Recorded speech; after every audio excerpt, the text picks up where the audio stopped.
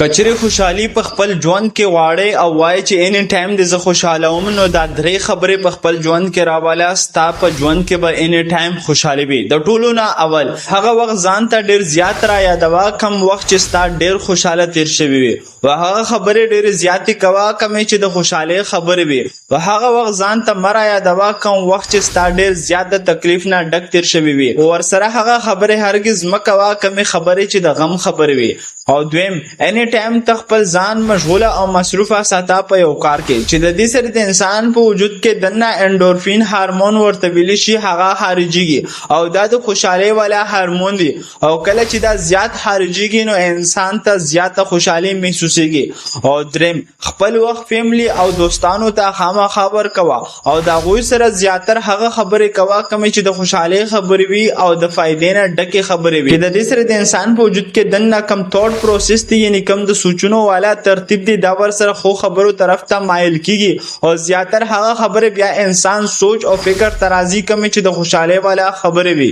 نو کچري دا ویډیو انفارمیټیو د خپل فرند سره شیر کړئ دا غشن لایف چینجینګ د لپاره زموږ سره اوسئ. شکریہ.